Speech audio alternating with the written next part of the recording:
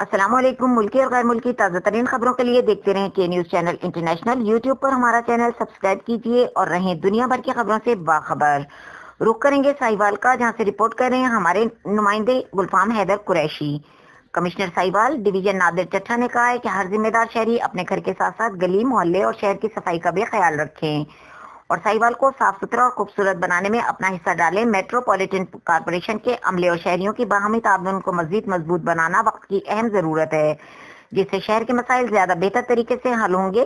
وہ یہاں بلدیہ حال میں وزیر اعظم عمران خان کے کلین اینڈ گرین پاکستان کے دوسرے مرحلے کے افتتاحی تقریب سے خطاب کر رہے تھے۔ اس موقع پر تحریک انصاف کے رہنما شکیل احمد خان نیازی اور Sheikh Muhammad Chauhan, director local government Azhar Diwan, chief metropolitan officer Farmaish Ali Chaudhry, D G P H A Mehboob Ahmad, A D C revenue Awais Mushtaq, divisional forest officer Malik Waseem Sajjad, assistant metropolitan officer Khalid Mahmood Chaudhry اور سول سوسائٹی کے نمائندوں امتیاز احمد بٹ اور شیخ اعجاز احمد رضا کے علاوہ مقامی اسکولوں کے گرین ایمبیسڈر بھی موجود تھے۔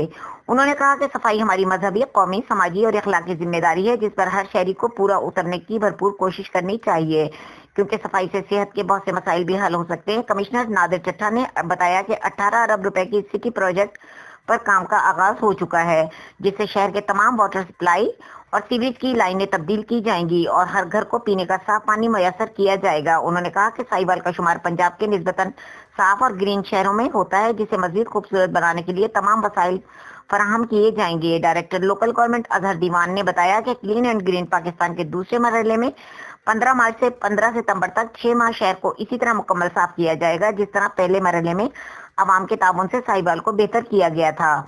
انہوں نے بتایا کہ پہلے مرحلے میں 42 ٹیوب ویلز اور 30 فلٹریشن پلانٹس کی مرمت کی گئی اور ماہانہ واٹر ٹیسٹنگ کو یقینی بنایا گیا۔ اس کے علاوہ 1400 میٹر ٹن کوڑا اٹھایا گیا، 60 کنٹینر رکھے گئے اور پیٹرول پمپس کے 122 ٹائلز کو صاف کیا گیا۔ اس کے علاوہ شہر کے 56 اسکولوں میں 90,000 پودے جبکہ پورے ضلع میں 15 لاکھ سے زائد پودے لگائے گئے۔ شکیل احمد خان نیازی اور شیخ محمد چوہان نے بتایا اور یقین دلایا کہ وزیر اعظم پاکستان عمران خان کے ویژن کے مطابق ماحول کو صاف رکھنے کے لیے شہری بلدیہ سے بھرپور تعاون کریں گے، جس لیے سول سوسائٹی کی شرکت بھی یقینی بنائی جائے گی۔ تقریب کے اختتام پر کمشنر نادر چٹھا نے بلدیہ لان میں پلکن کا پودا لگا کر موسم بہار کی شجرکاری کا بھی افتتاح کیا۔